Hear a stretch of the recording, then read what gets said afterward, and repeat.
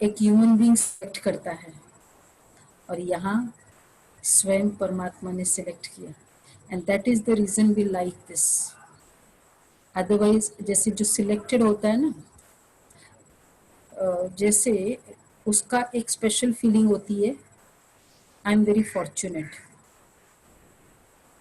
जैसे जैसे हम ज्ञान सुनते हैं आप सभी, आई थिंक सो एक फीलिंग आती होगी सबकी, जैसे जैसे ज्ञान सुनने में आता है अच्छा लगता है, तो एक फीलिंग आती होगी, एंड वो है, आपके बिहाफ में मैं बोल दूं, ये ज्ञान जो सुनते हैं कैसे लगता है, अपने ऊपर क्या फीलिंग आती है? आई एम वेरी फॉर्चुनेट, आती है ये फीलिंग कि नहीं मैं तो ऑर्डिनरी सोल हूँ? क्योंकि इतना कंटिन्यूस कोई सुन नहीं सकता है अगर वो फॉर्चुनेट ना हो तो।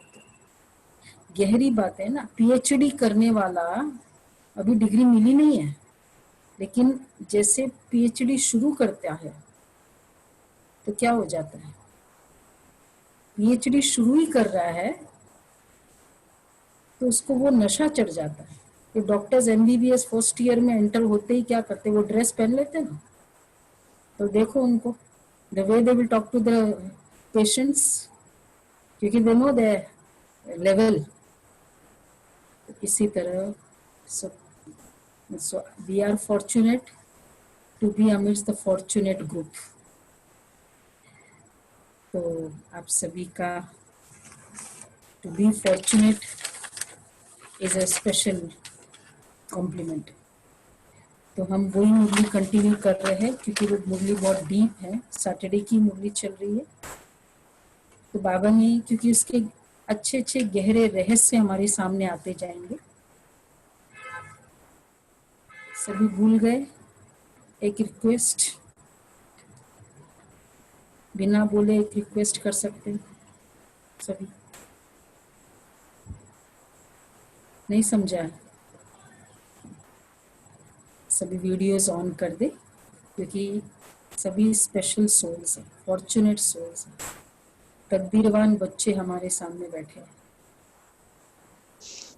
कोई भाग्यवान को देखो सुबह सुबह तो कहते मेरा दिन अच्छा चला जाता है। आप सभी भाग्यवान सोल्स हो, थैंक यू वेरी मच इशारा समझने के लिए।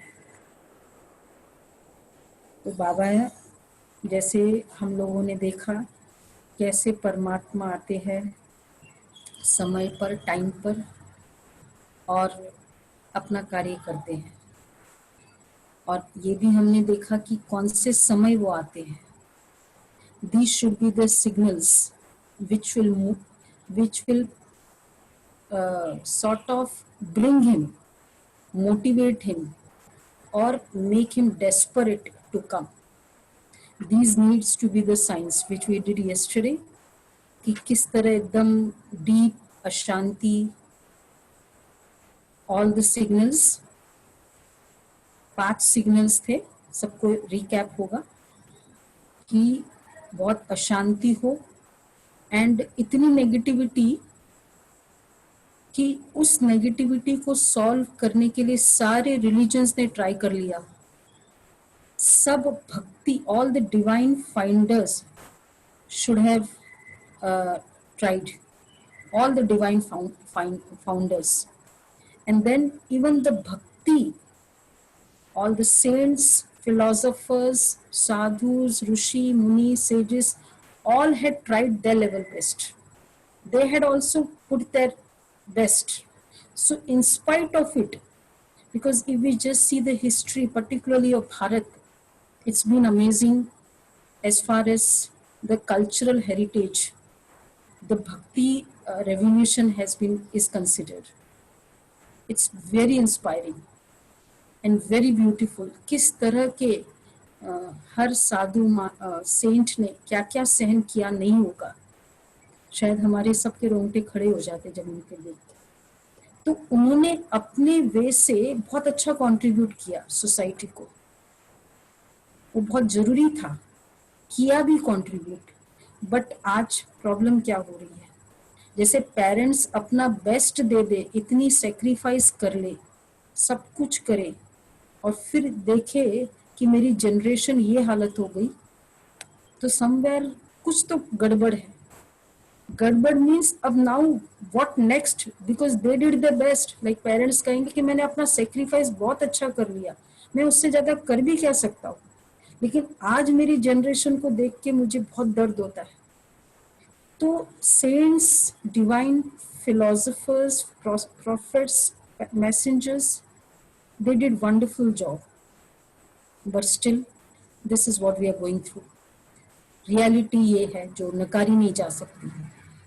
तो अब कौन बचा है? तो अब जो बचा है, अब उसका ही काम है, वो आता है। तो अभी का ये समय है जब परमात्मा का आना होता है। अब वो कौन सा टाइम, क्या सारी डिटेलिंग है, तो आज बाबा की मुरली से ही हम देखते हैं।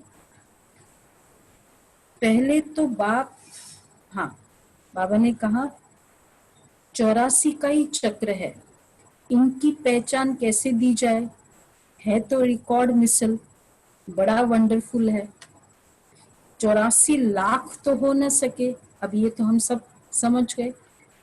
5000 साल का चक्र है, और जन्म भी 84 जन्म ही है। और वो भी हम सबको एग्री हो चुका होगा कि क्यों 84 जन्म ही है, ज्यादा नहीं हो सकता। क्योंकि अगर इतने बड़े बड़े लाइफ्स होगी, 150-150 साल एक एक ईरा में एज है सतयुग में, तो कैसे 84, इतना फुल ज्यादा जन्म भी नहीं हो सकते, 84 लाख तो हो ही नहीं सकता। तो बाबा ने कहा ये कुदरत है, कोई की बुद्धि में बैठेगा। 84 का ही चक्र है, इनकी पहचान कैसे दी जाए, है तो रिकॉर्ड मिसल, बड़ा वंडरफुल है। अखबार वालों को भी समझाओ तो डालेंगे, कितनी अच्छी बातें हैं, अखबार वाले को भी डालना चाहिए। मैगजीन में भी घड़ी घड़ी डाल सकते हैं। हम इस संगम के समय की ही बात करते। अब वो पहले तो बाप खुद कहते हैं, तो बाबा कहते हैं हम संगम के समय बात करते हैं। अच्छा, सतयुग में ये बातें होगी नहीं। अब देखो, सोचो, 4 फेजेस जो हमने देखा उस दिन, अगर सृष्टि चक्र को वापस लेकर आते हैं यहाँ अपने सामने, तो सृष्टि चक्र के 4 फेजेस, ये चक्र है। और इस चक्र में सतयुग, अब आप नॉड करते जाए या चैट्स में देते जाए, सतयुग में परमात्मा के इंटरवेंशन की जरूरत है? नहीं। त्रेता में भी नहीं है। द्वापर में जरूरत है उसकी? द्वापर में जरूरत थी, लेकिन उसके केडर की जरूरत थी, उसके लेवल की जरूरत होगी। जैसे हमने देखा था, द्वापर में भी उसकी लेवल की जरूरत नहीं है। अच्छा, कलयुग में, तो कलयुग में उसकी जरूरत होगी, उसके लेवल की। कलयुग में भी, कलयुग के बिगिनिंग में जरूरत होगी उसकी, क्योंकि the main requisite is all the saints should have come, they should do their contribution, that is the main requisite.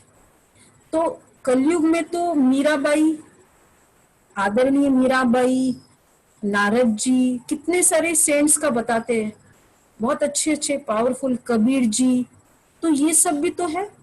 तो जब तक ये सब है, so they have done their contribution to the society, so now therefore he won't come that time.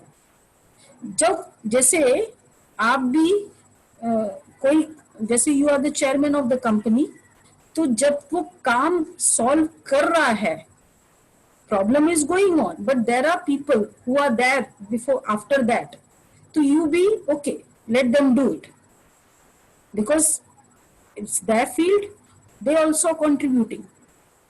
But आप कब आएंगे as a chairman of the company? When everyone has tried. तो इसलिए कलयुग की शुरुआत में वो आएगा,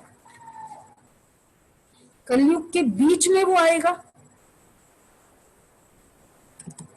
कलयुग के बीच में वो आएगा, बिगनिंग नो। तो न बिगनिंग में न मिडल में, तो it would be the end, कि एकदम लास्ट उस समय परमात्मा का आना होगा, जस्टिफाइड, क्योंकि सब ट्राई कर लेते हैं। और वो भी एंड में भी ऐसे समय आएगा कि where he will get some period for reconstruction. So therefore this period which you could see, the white period, ये वो समय है एकदम end of Kalyug and before the beginning of a great era. This is the time he will come. क्योंकि hero का भी वैसे भी एंट्री कब बताते, विलियन बहुत अपना रॉन्ग कर रहा है, इसको मार दिया, इसको मार दिया, अच्छे अच्छे लोगों को मार दिया एक्सेट्रा, लेकिन वो एंड में आता है। तो उसका आने का मतलब हुआ कि जब वो आए, देयरफॉर उसकी इंटरवेंशन, मतलब सबसे पहले diamond time. It's not even golden but it's a diamond. Why it's even better than सतयुग? क्योंकि इतनी बड़ी पावर और वो इस धरा पे आ रही है। अराइवल देखो, जो भी super power, now if you had watched president, our honorable president Trump, when he arrived in India 26 February 2020 में, तो वो जो arrival, the moment he descended from the plane, उस समय का जो मोमेंट था, द मोस्ट कैप्चरिंग मोमेंट। और उसके बाद जैसे जैसे वो एंटर होता है, and the moment he entered that stage of the Ahmedabad stadium, वो जो पीरियड है द मोस्ट इंपॉर्टेंट। तो diamond time when he descends on this earth. और फिर वो क्या करता है, the honourable president he came, he entered the stadium because that was the purpose। चाहे बाकी फिर उसने जो देखा वो ठीक था, लेकिन main purpose was Ahmedabad stadium. And then the next main study was in that stadium to give a speech. That was the greatest honor. So the supreme power would come, and then what he will do, वो भी speech देगा, यही उसका honour है। तो teaching, he will be teaching the wisdom, क्योंकि उसका purpose क्या है। अभी अगर हम पूरा देखें, जो अभी जो गीत है, देख तेरे संसार की हालत क्या हो गई भगवान, तो nothing has changed, only the minds have changed. And minds also, how have they changed over a period of time. जो जो एक्सपोजर मिलता गया उसके कारण वो चेंजेस आए, जैसे जैसे एक्सपोजर मिलता गया। Now see, this is the platform, for example I just of the video, अब मैं बोलती जा रही हूं, ठीक है। परमात्मा आए और उन्होंने ज्ञान सुनाया, और इस समय आते हैं, और वो उनका मेन पर्पस है to give wisdom, to make us aware of the wisdom. अच्छा, मैंने वीडियो ऑफ किया और वीडियो ऑन था, तब आप सुन रहे थे। तो दोनों में से कौन सा ज्यादा अच्छा लगा? जब वीडियो ऑन और दोनों सुन रहे थे। अब now I will do one more thing.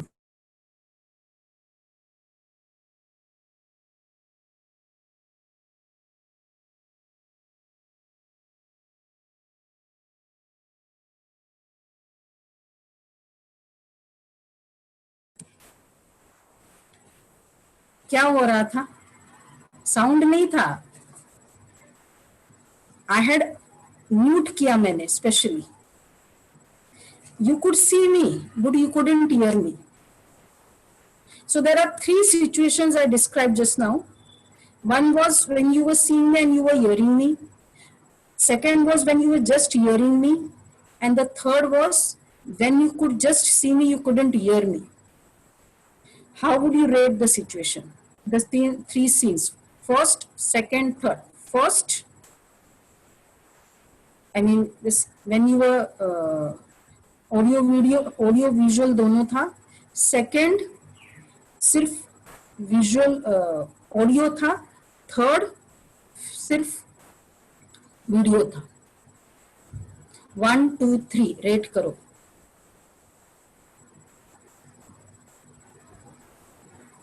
Wonderful. First will be with voice. Second would be though you cannot see me, it's fine, but hear करना बहुत important है.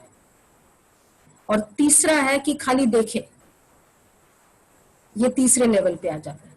अच्छा, अगर मैं ऐसे हम देखते रहे आपको, you could C me, I could see you, okay.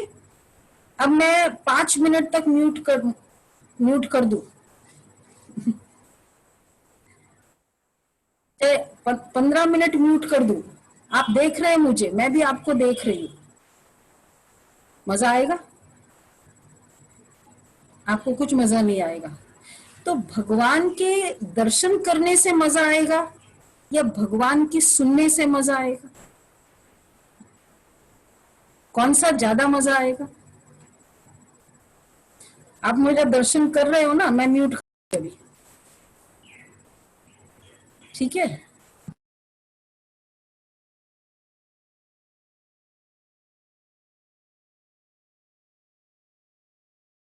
Okay. कहने का भाव है चाहे दर्शन हो, ठीक है, बहुत अच्छा है, लेकिन दर्शन से भी ज्यादा मुझे सुनने में मजा आएगा, क्योंकि वो मैसेज ज्यादा देता है. अच्छा, मेरा दर्शन करने से, मेरे को देखने से जो चेंज आएगा और मेरे को सुनने से जो चेंज आएगा, सुनने से मुझे राह मिलेगी, मुझे एक दिशा मिलेगी, मुझे क्लैरिटी होगी. मुझे सिर्फ देखने से कितना क्या होगा? अच्छा है, बहुत अच्छा है, भगवान आपके दर्शन हो गए, दीदी आप मुझे दिख गए, मेरा दिन बहुत अच्छा गया, ठीक है, बहुत अच्छा, मैं दिखती जाऊं आपको, आप देखते जाओ. पर हमको राह मिलेगी, एक दिशा मिलेगी. यस और नो? दिशा नहीं मिलेगी, राह मिलेगी, दिशा मिलेगी सुनने से. परमात्मा सृष्टि पर आएगा, क्या पर्पस होगा? दर्शन देना या कुछ दिशा देना? दर्शन देना या दिशा देना.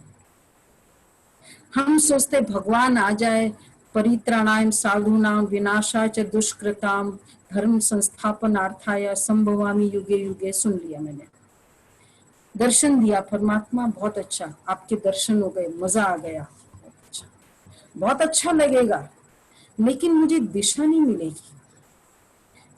और उसके भी आने का पर्पस क्या सॉल्व होगा फिर, अगर उसको दिशा ही नहीं दिया?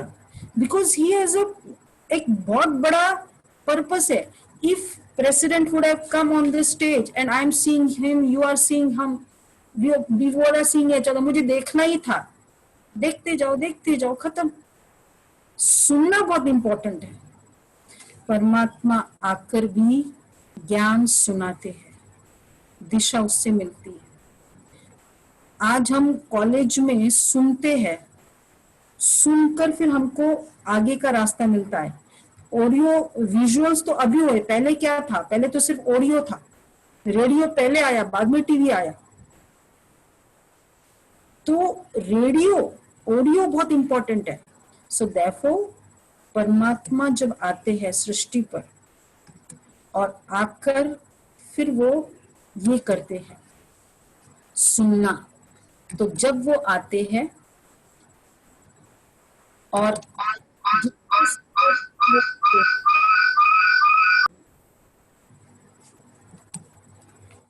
supreme power descending on the earth and teaching like a trainer. So he teaches us the wisdom like the trainer. And when he is speaking, what we are doing,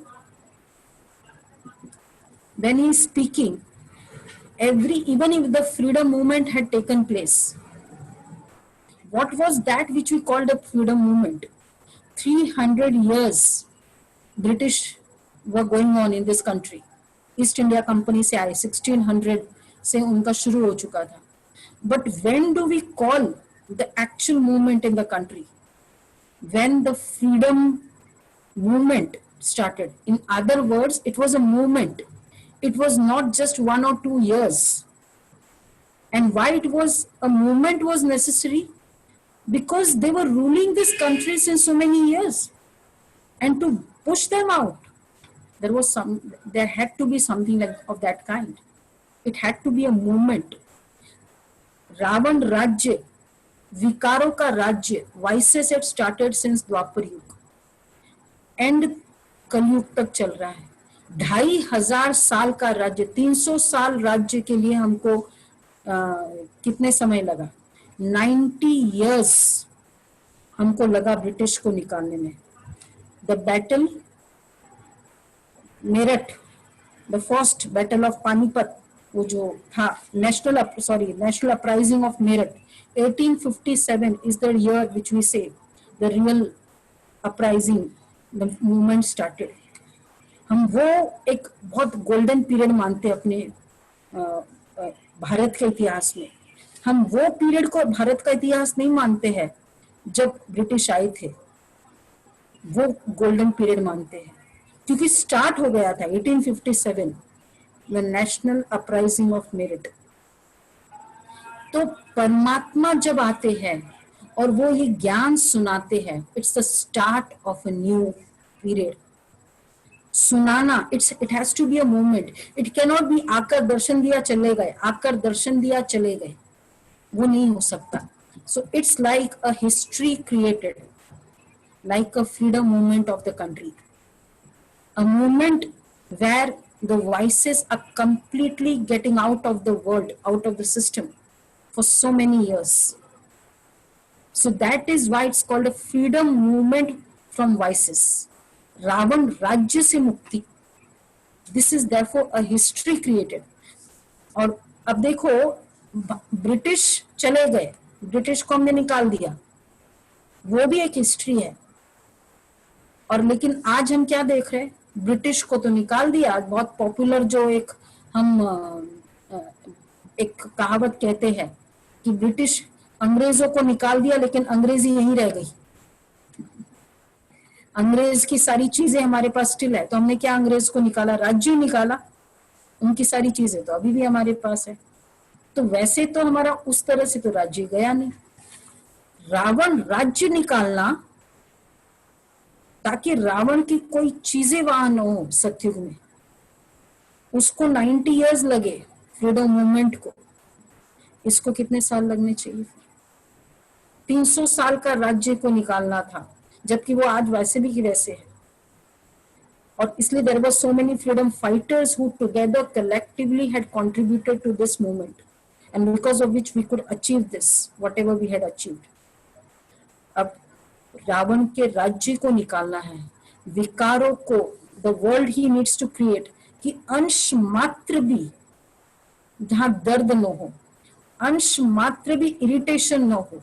दर्द का नाम ही नहीं है. एक तो फर्स्ट ऑफ ऑल ये challenge परमात्मा लेगा, और वो एक मूवमेंट है. वो दर्शन देके चले जाए, काम नहीं हो सकता, उससे पॉसिबल नहीं होगा दर्शन. तो वो क्या करता है? वो आता है और टीचिंग करता है, ट्रेनिंग देता है, ताकि वो कंप्लीट सिस्टम से मेरा काम, क्रोध, लोभ, मोह, अहंकार आज हमारे सिस्टम में पूरे चले गए. हम क्या करते हैं? लस्ट. हम कहते हैं lust is natural, anger is before 1 month. What was this voices? Anger is, let me ask, before we join this platform. Anger क्या है? गुस्सा तो बोलो बोलो, देखो, नेचुरल है।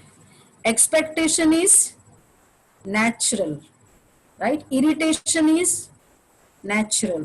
तंग आना कोई बड़ी बात नहीं है। मतलब ये सब चीजें मेरी बहुत नेचुरल नेचुरल नेचुरल सिस्टम में पूरा चला गया।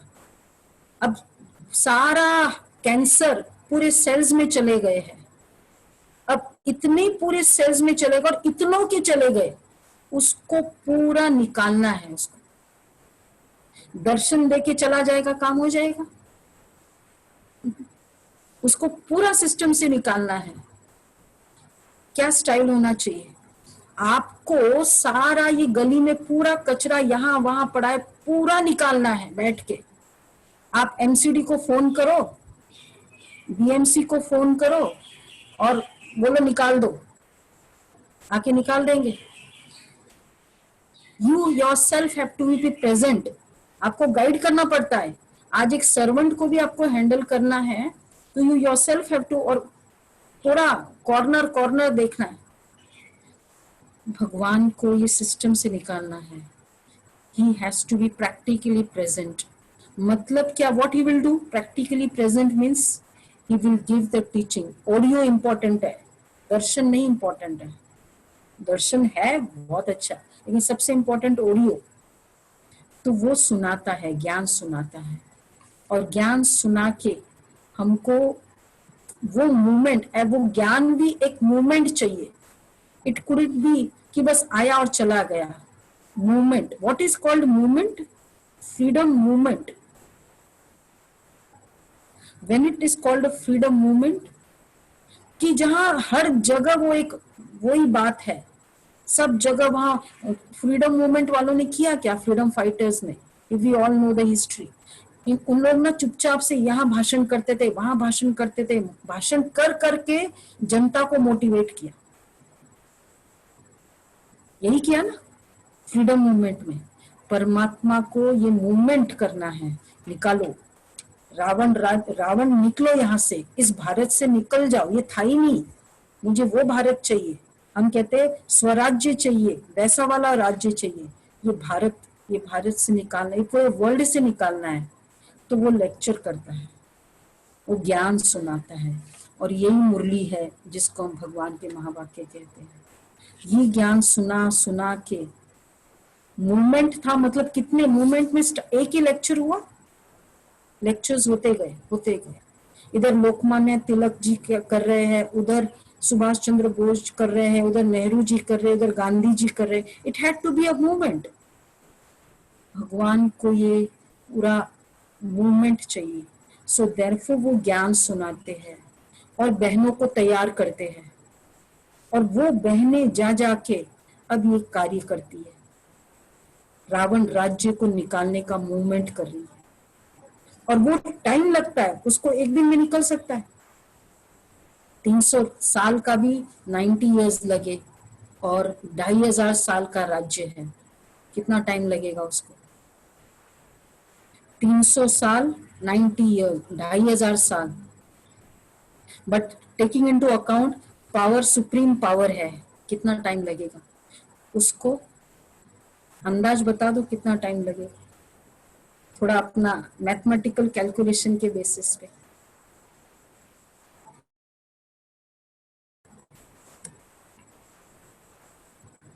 अराउंड मैं टाइम बता दूं, 100 इयर्स लगेंगे उसको।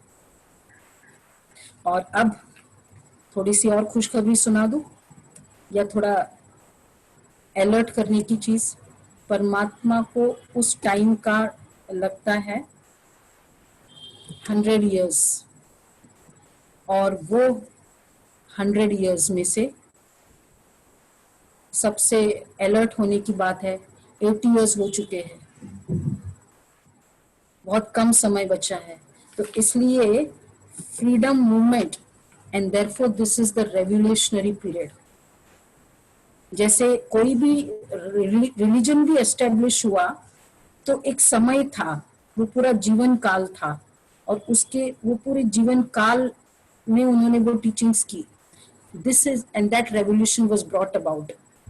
If we just see the history of Christianity, Islam, etc., similarly is the revolutionary period going on, जहां ये रावण राज्य निकल जाने वाला है.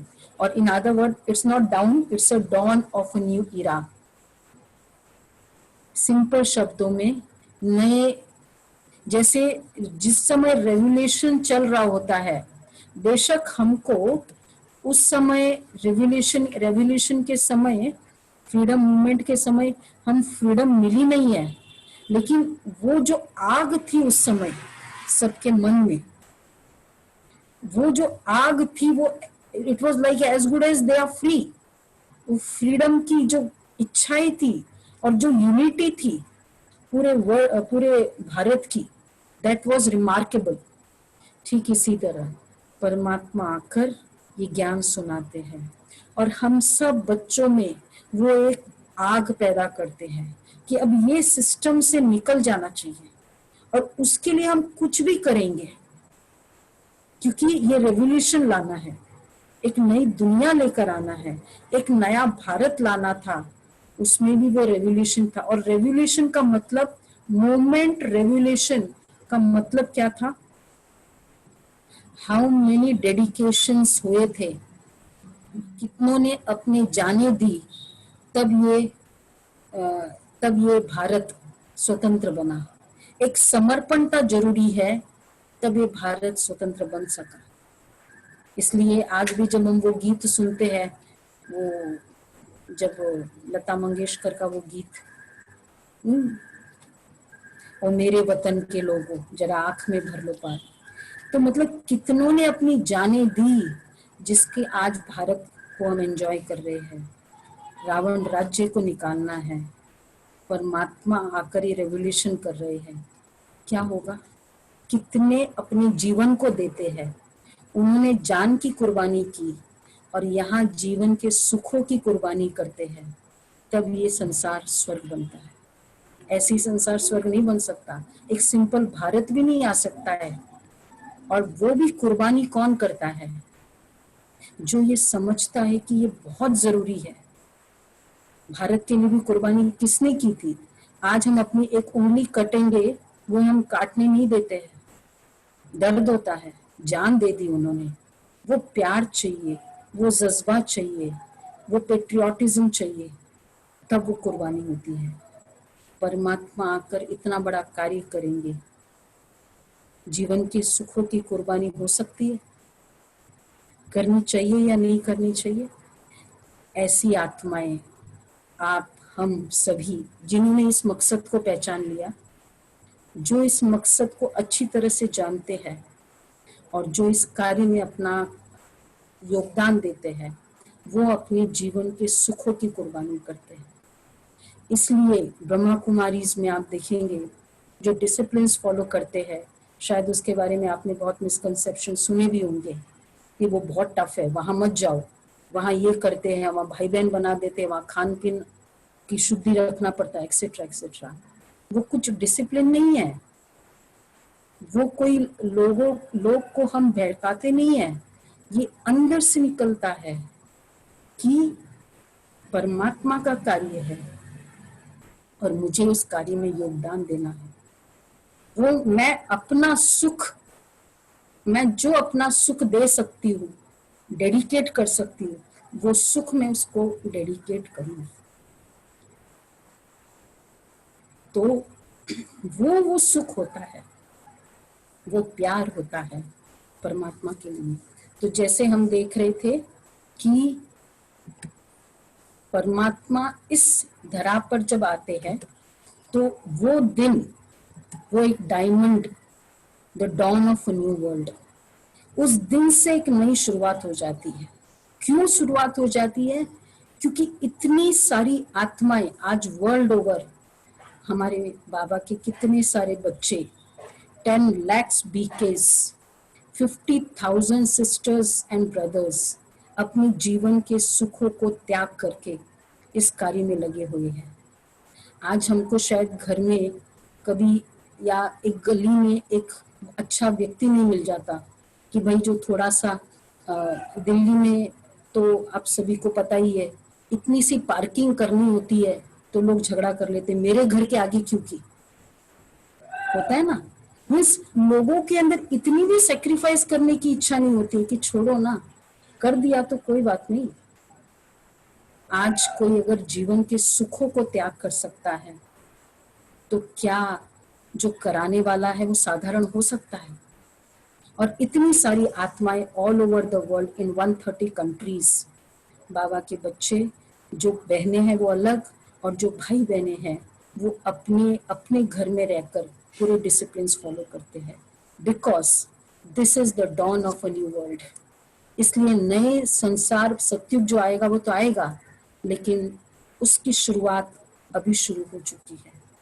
तो आज आप कईयों ने हमको एक फीडबैक दिया कि आपके भाई बहन बहुत डेडिकेटेड है, बहुत, ये डेडिकेटेड कुछ नहीं है, परमात्मा का जो कार्य दिखते हैं तो हमको लगता है कि हम केवल इतना ही तो कर सकते हैं, और जितना हम कर सकते क्यों ना हम उतना करें।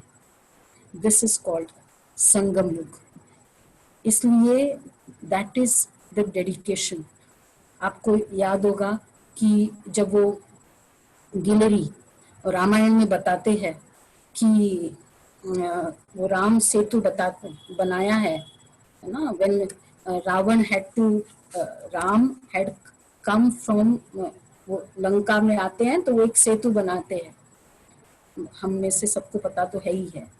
एंड वो सब, फिर वो सब वानर क्या कर रहे हैं, वानर की सेना लेके कर रहे थे, इट इज सिंबॉलिक। कहते हैं राम को क्या जरूरत थी वानर की सेना के लिए, इट इज सिंबॉलिक कि परमात्मा आकर हम बंदर बुद्धि मनुष्य का हेल्प लेकर ये कार्य करते हैं। अब उसमें गिलहरी थी, वो क्या करती थी, वो भी अपना थोड़ा थोड़ा मिट्टी लेती थी और वो सेतु के वहां डालती थी। तो उसको किसी ने पूछा कि तुम्हारी इतनी से मिट्टी से क्या राम की सेतु बन जाएगी? क्या उत्तर दिया उसने? बोला राम की सेतु तो नहीं बनेगी मेरी मिट्टी से, लेकिन मैंने अपना जो मैं बेस्ट कर सकती हूँ, मैंने उसके सेतु, भगवान के इस कार्य में सेतु बनाने में मैंने अपना वो योगदान दिया, ये मुझे जीवन भर खुशी होगी। जब उसका ये जवाब सुना तो कहते राम ने फिर उसके ऊपर वो हाथ फेरा तो उसकी वो 3 लकीरें, तो 3 हाथ फेरा था ना, इसलिए वो गिलहरी, स्क्विरल स्क्विरल, उसके 3 लकीर बताते हैं। This is what we are doing, all of us are doing. No one is dedicating, no one is doing anything for anybody here. It's all God's work. We are just being the monkeys who could help him in his task of world transformation. So let us all become, what should I say, monkeys or squirrels, कि जो अपना काम वो उसके इस कार्य में help करे। So this is the Sangam युग, द डॉन पीरियड, जब परमात्मा आकर ये कार्य करते हैं। तो अब देखो, the most first of all that the most exciting period, because it is a dawn of a new world. पूरे दिन में सुबह, बाद में दिन, फिर शाम और फिर रात, सबसे बेस्ट पीरियड कौन सा माना जाता है? सुबह का टाइम। तो इसी तरह this dawn period is the most exciting period. जैसे फॉर एग्जाम्पल शादी भी है, जैसे बहुत इंपॉर्टेंट इवेंट मानते हैं अपने जीवन का, तो उस जीवन के इवेंट में शादी की प्रिपरेशन, शादी होनी है, उसके पहले का जो समय होता है, कहते हैं ना बहुत ही ब्यूटीफुल मोमेंट्स, ये जो पीरियड होता है बहुत, क्योंकि बाद में तो फिर भी रिस्पॉन्सिबिलिटीज भी हो जाती है, and when you go to the new house there are many adjustments and then there are many other issues also going on. But this period, engagement period या प्रिपरेशन का जो पीरियड होता है वो वेरी एक्साइटिंग होता है। सतयुग में तो जो आनंद आएगा वो तो आएगा ही आएगा, बहुत ही ब्यूटीफुल वर्ड ये, लेकिन उसके पहले उसका कोई कंस्ट्रक्शन पीरियड भी तो होता होगा, अरेंजमेंट पीरियड भी तो होता है। This is that arrangement period going on, जब परमात्मा ये वाला कार्य करते और हम सब उस काम में लगे रहते हैं। शादी में मेहनत होती है ना मेहनत। आप सभी तो बहुत अनुभवी हो, हमसे ज्यादा अनुभवी हो। कितनी एफर्ट होती है। अच्छा, बच्चों की शादी करते हैं, लेकिन कितनी खुशी होती है, मजा आता है, खुशी होती है। हाँ, क्या क्या हम लोग उसके लिए तैयारी करते हैं। तो वो खुशी में मेहनत लगती है, खुशी में मेहनत लगती है? कभी नहीं लगती। वो फिर बाद में कहते, बाद में पता चलेगा, लेकिन उस समय नहीं लगती है। ठीक इसी तरह परमात्मा आकर ये नई सृष्टि जब रचते हैं और ये ज्ञान दे रहे हैं, और उस ज्ञान के लिए हम जब सेवा करते हैं, तो आपको लगेगा कि बस सबसे एक्साइटिंग पीरियड मेरा ये है। बट प्रोवाइडेड हम उसमें कुछ कंट्रीब्यूशन करें तो। जो शादी में तैयारी कर रहा होता है ना, उसके लिए एक्साइटिंग है। तो इसी तरह ये मोस्ट एक्साइटिंग पीरियड चल रहा है, संगम युग, the diamond time. And more important, it's a meeting period. परमात्मा और आत्मा आकर सिर्फ इसी जगह मिल सकते हैं, इसी पीरियड में मिल सकते हैं। Now see, we saw the whole world, the whole time, ये वर्ल्ड साइकिल, कहीं भी परमात्मा और आत्माओं का मिलन नहीं हुआ। It's like we never met each other. We met human beings, we met divine fathers, we met saints, like some or the other human form we met. तो देव आत्माओं से मिले सत्युग त्रेता, धर्म पिताओं से मिले द्वापर युग, कलयुग, महात्माओं से मिले कलयुग। पर परम आत्मा से कब मिलते हम? तो परम सुपर पावर, परम आत्मा जो एक ही बार आता है, उसको जो मिलने का समय है वो अभी चल रहा है, वो है ये संगम युग। तो इसलिए the most exciting period and the meeting period है। और उसके बाद construction period of a new world. इस समय एक नई दुनिया की कंस्ट्रक्शन चलती है, पूरा कंस्ट्रक्शन पीरियड चलता है। कंस्ट्रक्शन पीरियड में पुरानी मकान से एक डिटैचमेंट भी हो जाती है, लेकिन एक नए मकान की एक इंटरेस्ट भी होता है। तो this is the construction period going on, and this is called Sangam Yug, जहां होपलेस केस रिजॉल्व हो जाते हैं। हर आत्मा, जैसे दुनिया में भी क्या होता है, होपलेस केस ठीक होता है, उसको कहते हैं न्यू लाइफ मिली मुझे, नहीं, एकदम होपलेस केस है। आज होपलेस माइंड्स रिजॉल्व हो रहे हैं।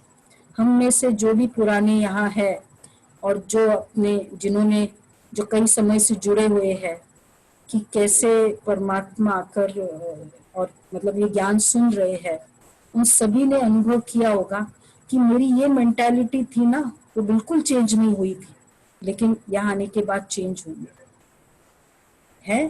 कईयों के एग्जाम्पल होंगे, हमारे सामने ही बैठे हैं रंजना बहन, और तो ऐसे umpteen instances I can give you, जिनको पूरे जीवन चेंज हो गए हैं। This is that for hopeless minds resolve हो गए हैं। ये वो पावर है परमात्मा की। तो जब हमारा दुनिया में हम क्या कहते हैं, मेरा एक टर्निंग पॉइंट है लाइफ का, एक पूरा न्यू लाइफ मिली मुझे। न्यू लाइफ कब कहते हैं? वो पूरा न्यू, हर चीज न्यू होती है, एकदम होपलेस से एकदम बेस्ट हो जाता है। सो दैट लाइफ तो हम बहुत समय से लीड कर रहे थे, लेकिन न्यू लाइफ हम उस समय कहते हैं। ठीक इसी तरह जब हम बाबा का ये ज्ञान सुनते हैं, तो पूरा हमारा new life, new everything new, पूरी माइंड्स न्यू हो जाती है। तो actually the most exciting period of the whole Sangam, of the whole Kalp, is this diamond period, which is the Sangam Yug. इसलिए उसको कॉन्फ्लुएंस ईरा कहते हैं, संगम युग कहते हैं, पुरुषोत्तम मास कहा जाता है, जब आत्मा और परमात्मा का इतना सुंदर arrangement period, construction period, freedom movement, ये सब चल रहा है। अब आपको क्वेश्चन है, Do you all want to be a part of this freedom movement?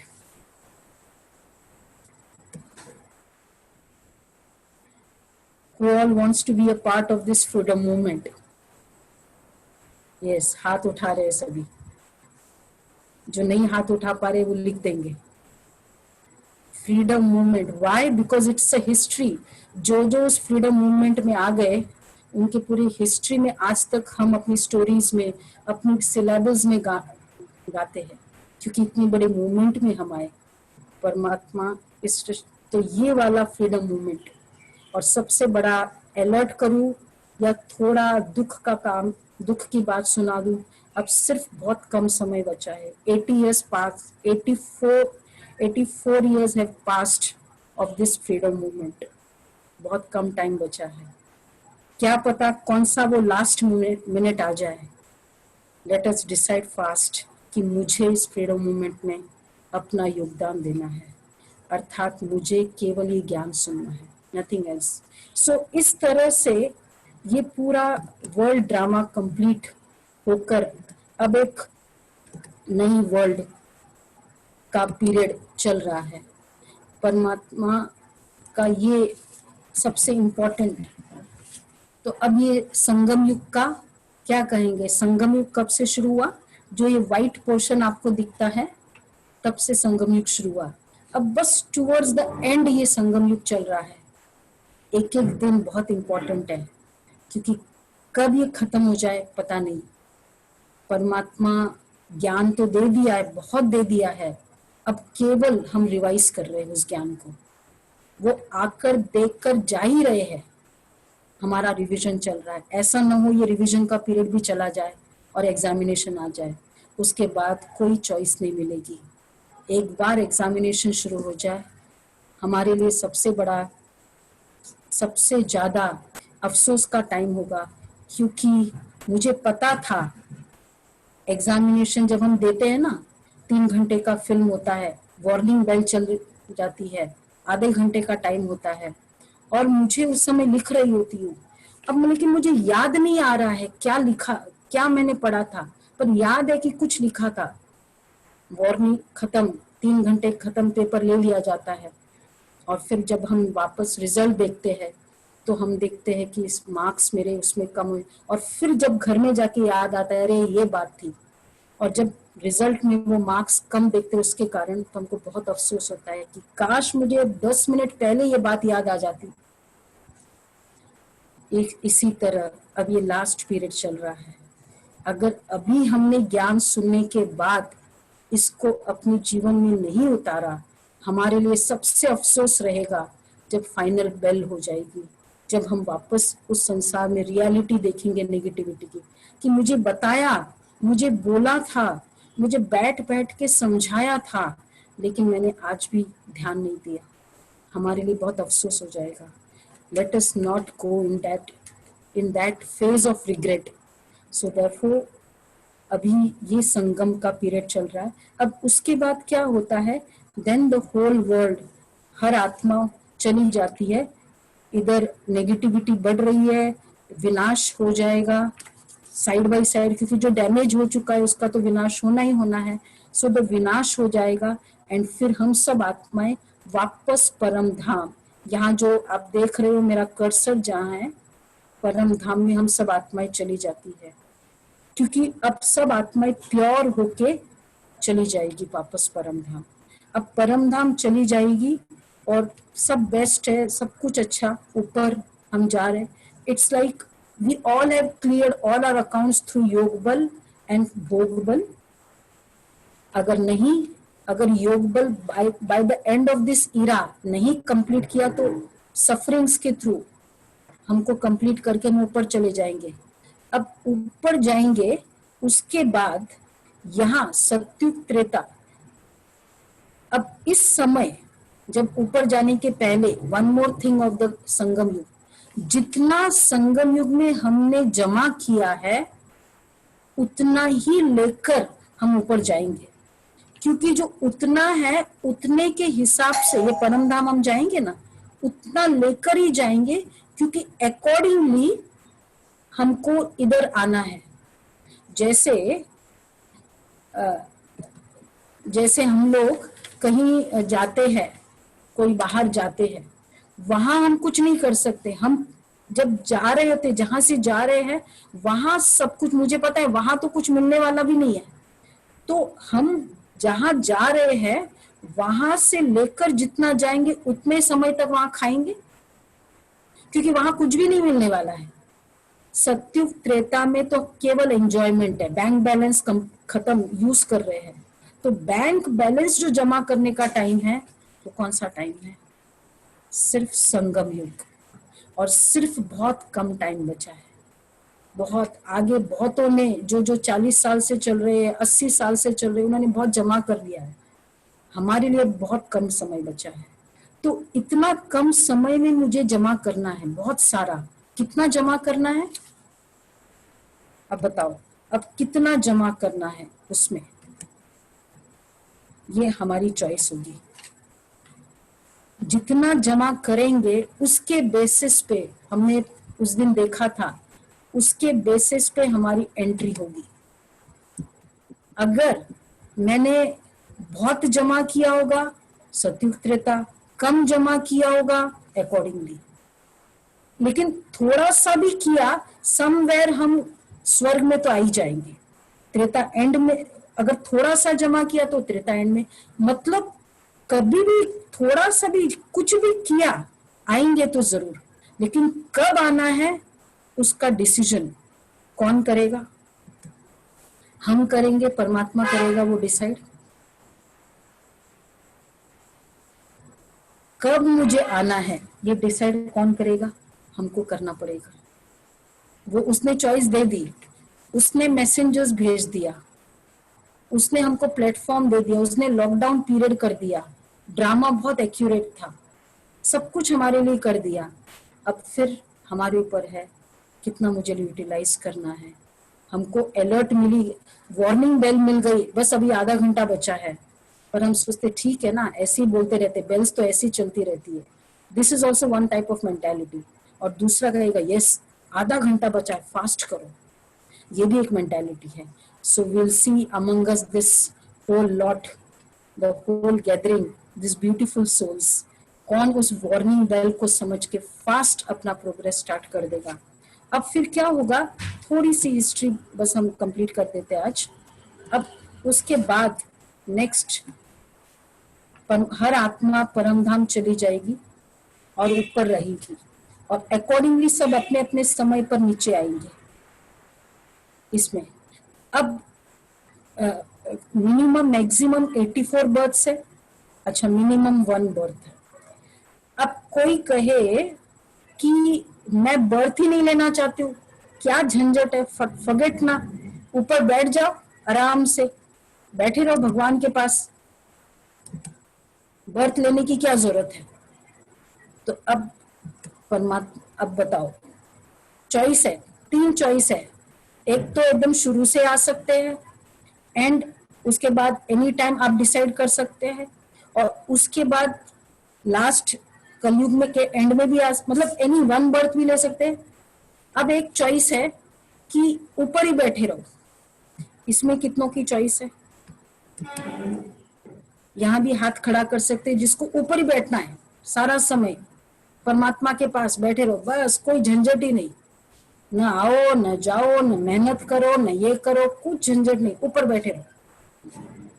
एक एक हाथ खड़ा हुआ है, हाँ, जिस जिसको, क्योंकि उसके भी चॉइस है। टिकट यहाँ से जा रहे हैं, आज ही टिकट बुक करेंगे, बिकॉज अभी लॉकडाउन खत्म होने में है। लेट्स 14 दिन पहले टिकट बुक कर लेते हैं। 2 पार्टिसिपेंट्स रेज द हैंड्स। अच्छा अच्छा, ओके, ओनली 2, 61 में से सिर्फ 2 जन, वंडरफुल, बहुत ही अच्छा हमारा रिजल्ट है। अच्छा, तो 2 ही टिकट चाहिए ना खाली परम धाम की, ज्यादा टिकट नहीं चाहिए, क्योंकि अभी तो परमात्मा का कार्य चल रहा है, हम उसको बोल सकते हैं वहां की टिकट है। ठीक है, अब आप बताओ, हम आपको ये चॉइस दे रहे हैं। एक्टर, एक्टर का value of a actor, value of a player, player है उसकी वैल्यू कब होगी? जब वो पेविलियन में बैठा रहेगा या जब वो बैटिंग करेगा? क्वेश्चन मार्क, बताना। दूसरा, सीड की वैल्यू कब है? जब वो ऊपर, वो अब बहुत अच्छा सीड है, क्वालिटी सीड, बहुत अच्छी क्वालिटी है, उसको ना आप, आम का हाफूस आम है, आप लोग बॉम्बे वाले हमारे सामने बैठे हो ना, हापूस आम है, हापूस का सीड है, उसको ना आप एकदम फर्स्ट क्लास एक ब्यूटीफुल बॉटल में रख दो। क्यों? क्योंकि हापूस आम है, रख दो बॉटल में, हापूस का आम है, ठीक है। प्लेयर है, बहुत अच्छा प्लेयर है, पेविलियन में बैठा है, ओके। अच्छा, एक्टर है, बहुत अच्छा एक्टर है, लेकिन कभी एक्टिंग करना नहीं है, क्या कहेंगे आप उसको? प्लेयर की वैल्यू तब है जब वो परफेक्टली प्ले करता है, एक्टर की वैल्यू तब है, सीड की वैल्यू तब है जब वो बेस्ट ग्रो करता है। एक्टर की वैल्यू कब है? कब है? जब वो बेस्ट एक्टिंग करता है। Is it right? बहुत अच्छा है। तो सभी ने यही कहा कि जब फ्रूट्स देता है, सीड, सीड बहुत अच्छी क्वालिटी है, अगर वो बोया जाएगा, उसको धूप भी मिलेगी, हवा भी आएगी, कीड़े भी आएंगे, लेकिन सब कुछ होते जब वो ग्रो करता है तब वो बहुतों को सुख दे सकता है। अगर ये वो बैठा रहेगा कि नहीं बहुत अच्छी क्वालिटी है, कुछ फायदा नहीं है। इज इट ट्रू कि नहीं? तो सीड की वैल्यू कब है, एक्टर की वैल्यू कब है, प्लेयर की वैल्यू कब है? जब वो ग्रो करेगा। एक्चुअली प्रॉब्लम क्या थी, हम लोगों को ये मेंटेलिटी क्यों हुई कि मोक्ष मिल जाए, ऊपर जाके बैठ जाए? क्योंकि, तो बल्कि बेस्ट एक्टर का मतलब है जब मैनी ऑफर्स मिले तो मैनी रोल्स मिले, इसी को बेस्ट एक्टर कहेंगे ना। और शुरू से लेकर अभी तक फिल्म इंडस्ट्री में छाए हुए हैं अमिताभ बच्चन, कहते सुपरस्टार है, क्योंकि बहुत अच्छा एक्टर है। बहुत अच्छा एक्टर का मतलब ही है बहुत अच्छा रोल्स है। बहुत अच्छा एक्टर का मतलब ये नहीं कि वो चुपचाप से जाके बैठ जाए, और बहुत अच्छे रोल्स का मतलब है, मतलब बहुत रोल्स का मतलब है अप्स भी है, डाउन्स भी। तो बहुत अच्छा एक्टर, बहुत अच्छा प्लेयर, बहुत अच्छा सीड का मतलब ही है when it grows, when it meets the challenges, it is not useful when it is just up, ऊपर बैठा रहे। तो इसलिए बेस्ट डॉक्टर, बेस्ट लॉयर किसको कहेंगे?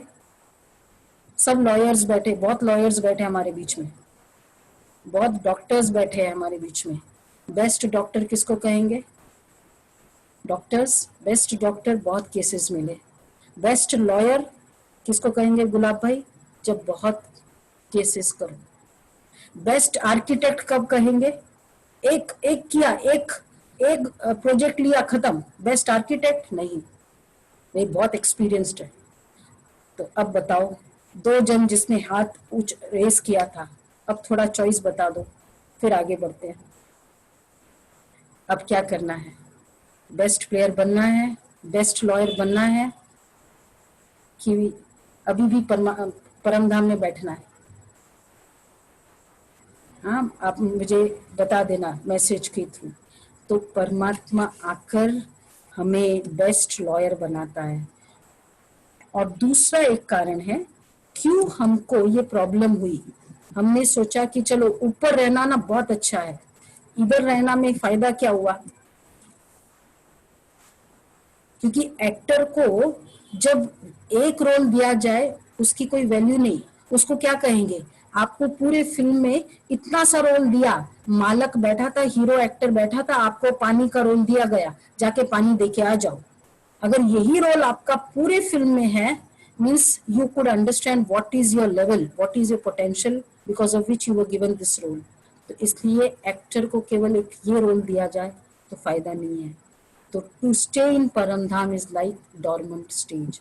एक्चुअली हमको ये क्यों ये फीलिंग आई कि ऊपर बैठो ना, क्या झंझट है, इधर आओ? क्यों? क्योंकि हमको ये नहीं पता था, हम लोगों ने ये वाला वर्ल्ड नहीं देखा था। सत्युग और त्रेता का वर्ल्ड हमें पता नहीं था। हमको जब जो भी हिस्ट्री और शास्त्र या डिवाइन प्रिसेप्टर्स जो भी बताया, उन्होंने हमको वो केवल ये वाला वर्ल्ड बताया, द्वापर कलयुग का। हमको ये कोई अच्छा वर्ल्ड होता है ये पता ही नहीं था, केवल कहानी में हमने सुना था ये वर्ल्ड, एक वर्ल्ड के बारे में। कौन सा वर्ल्ड के बारे में?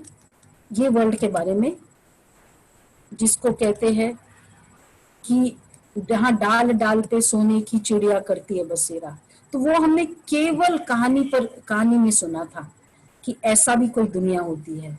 हमको रियली पता ही नहीं था कि ऐसी भी कोई दुनिया होती है। तो इस कारण लेट हो जाएगा, इसलिए मैं नहीं लेती उसकी। तो परमात्मा, क्योंकि हमें पता नहीं था, हमको लगा कि यही दुनिया है। वास्तव में दुनिया इससे भी कुछ अधिक है।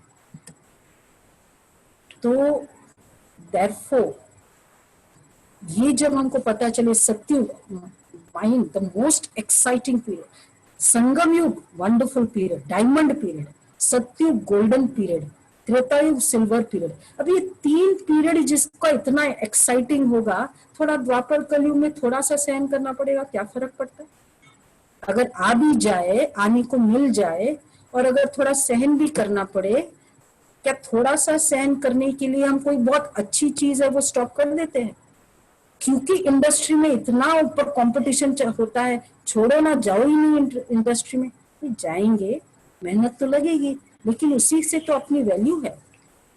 इस धरती पर हम आएंगे, ये कार्य करेंगे, तभी हमारी वैल्यू है। ऊपर बैठने से हमारी कोई वैल्यू नहीं है।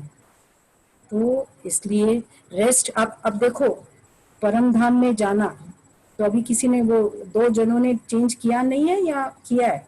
अगर नहीं चेंज किया तो एक और लास्ट एग्जांपल दे देते हैं, ठीक है? अभी लॉकडाउन पीरियड चल रहा है, लॉकडाउन चल रहा है ना, आप सभी बैठे हो घर में। अब ये लॉकडाउन 4 महीना और चले, क्या हो जाएगा आपको? 4 महीने।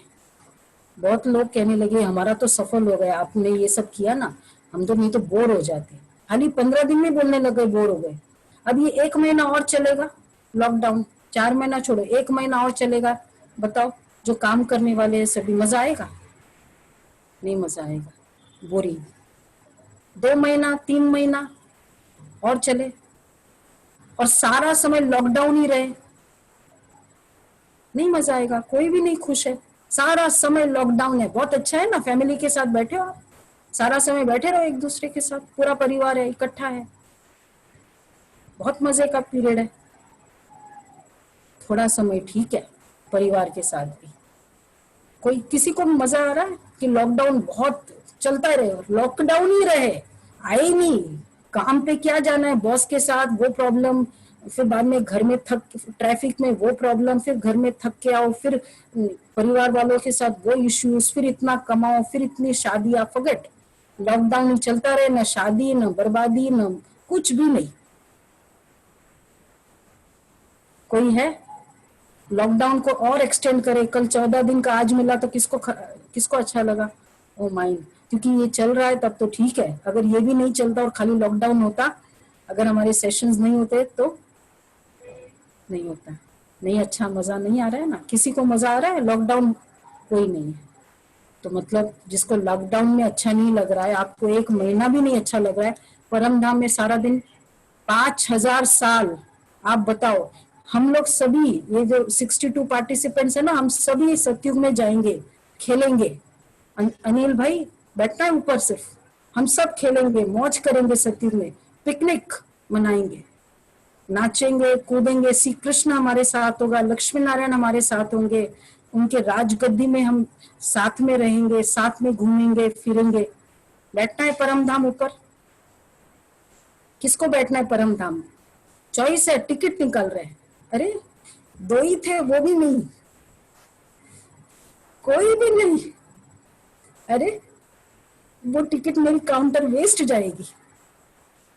हम सभी जाएंगे, हम सब जा रहे हैं। अभी टूरिंग हमारी बुक हो गई है स्टिक ट्रेवल से, संगम युग के ट्रैवल एजेंट से हमारी सत्युग और त्रेता युग की टिकट सब बुक हो गई है। 61 पार्टिसिपेंट्स एट दिस मोमेंट। हाँ, कोई नहीं जाने को तैयार है, फिर क्या करूं? किसने मुझे क्वेश्चन पूछा था, मोक्ष चाहिए मुझे, मुझे किसी ने तो क्वेश्चन पूछा था, शायद यहाँ है या नहीं मुझे मालूम नहीं। अच्छा, किसी ने, जिसने भी क्वेश्चन पूछा था उसको तो जाना होगा, नहीं जाना है? ये लो, सारा ग्रुप अभी हमारे साथ है। तो मुझे कितनी टिकट्स बुक कर लूं मैं? 60 टिकट्स बुक कर लो। सत्युग की बुक करूं, त्रेता युग की बुक करूं? वो भी है, क्योंकि एग्जैक्ट पता चले ना, उतने ही पैसे चाहिए ना। त्रेता युग की कम पैसे लगेंगे सत्युग की थोड़े ज्यादा लगेंगे, त्रेता युग की कम लगेंगे। ज्यादा मेहनत नहीं करनी पड़ेगी। त्रेता युगी आत्मा है ना, कभी कभी मुरली सुनो चलेगा, कभी कभी योग करो चलेगा, 4 बजे उठने की जरूरत नहीं है। त्रेता युगी आत्मा है, डिसिप्लिन फॉलो करो, बिल्कुल जरूरत नहीं है। त्रेता युग के एंड में आ जाओ, न खान पान की शुद्धि, कुछ जरूरत नहीं है, आराम से खाओ पियो मौज करो। त्रेता युगी आत्मा तो कम मेहनत है त्रेता युग में, सतयुगी बहुत मेहनत है। अब बताओ, टिकट टिकट किसको सतयुगी टिकट चाहिए? सतयुग सतयुग सतयुग सतयुग की टिकट से चाहिए, सबको सतयुग की टिकट चाहिए। बहुत ही अच्छा ग्रुप है हमारा। 60 आत्माएं। अच्छा, सतयुग की स्टार्टिंग की टिकट चाहिए, बीच की टिकट चाहिए? सतयुग की स्टार्टिंग श्री कृष्ण से मिलना है, सतयुग स्टार्टिंग श्री कृष्ण से मिलना है, जो सबसे beautiful soul of the world, उसका फर्स्ट जन्म सतयुग में। स्टार्टिंग स्टार्टिंग वंडरफुल, सतयुग स्टार्टिंग सभी, बहुत अच्छा। तो अब सतयुग स्टार्टिंग के लिए क्या क्या रिक्विजिट है? कोई सतयुग सेकंड वाला तो नहीं है, फिर उसकी मुरली हम अलग लेंगे। जो सतयुग के बीच वाला होगा या त्रेता युगी वाला, उसकी तो मुरली बहुत अलग चाहिए, क्योंकि उसकी मुरली की स्टैंडर्ड ही डिफरेंट होती है त्रेता युग की। अच्छा, फर्स्ट एसी, सब फर्स्ट एसी, पैसे वाले हैं सभी, बहुत पैसा है। समय का पैसा जिसके पास है वो सत्युग की टिकट ले सकता है। किसके पास समय का पैसा है? सबके पास है समय का पैसा। अच्छा, वंडरफुल, बहुत अच्छा ग्रुप है ये तो। प्रोफेशनल्स, हमारा पूरा लॉकडाउन सफल हो गया सत्युग की। तो जो कल सत्युगी आत्माएं हैं, कल से उनकी रियल मुरली शुरू होगी, जो भी सत्युगी आत्मा है। तो ये है हमारा पूरे वर्ल्ड ड्रामा। लिबरेशन क्या है, क्यों है? अब परमात्मा हमको सतयुगी, उसका आने का पर्पस ही ये है कि हमको सतयुगी आत्मा बनाना। प्रोफेसर जो पढ़ाता है, वो पढ़ाता है फर्स्ट रैंकर के लिए। वो वो 10th स्टैंडर्ड प्यून बनाने के लिए नहीं पढ़ाता है। प्यून तो आप पढ़ो नहीं, आप वैसे ही बन जाओगे, उसको मेहनत नहीं करनी पड़ती प्यून के लिए। प्रोफेसर जो पढ़ाता है वो फर्स्ट रैंकर के लिए पढ़ाता है। तो हम जो मुरली, बाबा हमको जो मुरली सुनाता है, रोज 365 डेज ब्रह्मा कुमारीज में जो मुरलीज चलती है, किसके लिए चलती है? जो मेरिट रैंकर है, जो फर्स्ट रैंकर है, उसके लिए मुरली चलती है। 10th स्टैंडर्ड के लिए मुरली चलाने की जरूरत ही नहीं, त्रेतायुगी आत्मा के लिए कोई जरूरत ही नहीं मुरली। कभी कभी सुन लो, संडे संडे, जुम्मा जुम्मा कर लो, खत्म। क्रिश्चियन भगत, संडे संडे चर्च में चले जाओ, संडे संडे मुरली सुन लो, त्रेतायुगी आत्मा हो जाओगे, नो प्रॉब्लम। तो अब सतयुगी आत्माएं आप सभी कह रहे हैं, तो सबका स्टैंडर्ड अलग है, तो आपकी मुरली कल से एक्चुअल डिफरेंट शुरू होगी। ठीक है, ओके। तो अब हम थोड़ा सत्युग को विजुअलाइज करते हैं, कैसा वो सत्युग होगा हमारा। थोड़ा पिकनिक हम जाने के पहले थोड़ा देख लेते हैं ना, किस तरह का वो सत्युग होगा, कैसा वो सत्युग होगा। तो आज हम थोड़ा एंजॉय करते हैं सत्युग को। तो एक छोटा सा हम मेडिटेशन करते हैं, और मैं इसमें एक डीप साइलेंस में बैठते हैं। तब तक मैं जरा फाइंड आउट करती हूँ सत्युग की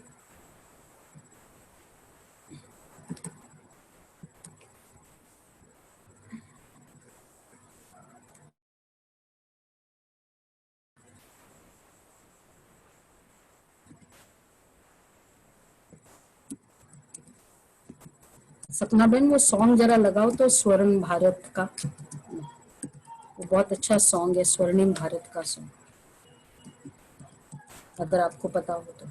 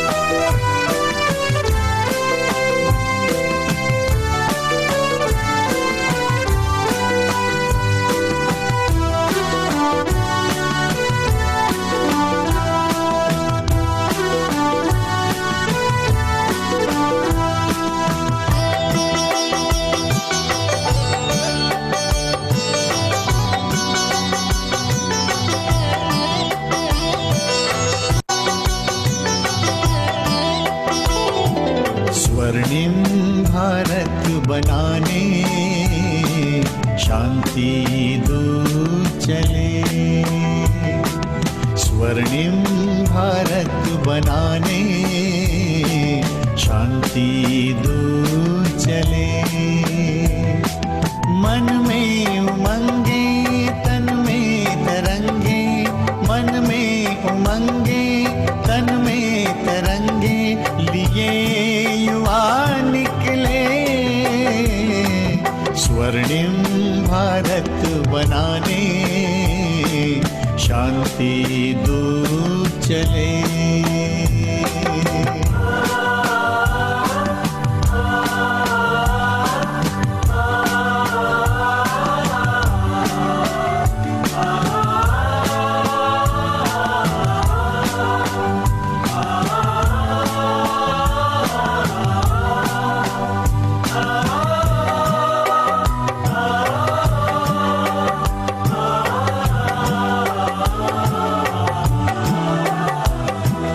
फौलादी बाहें हैं अपनी, फौलादी अरमान, पावन गंगा हम लाएंगे तोड़ के भी चट्टान। राहों में आए कितने भी आंधी या आए तूफान, हरगिज़ हिलाना पाएंगे साथी है भगवान, साथी है भगवान। आँखों में उम्मीदों के लाखों दीप जले,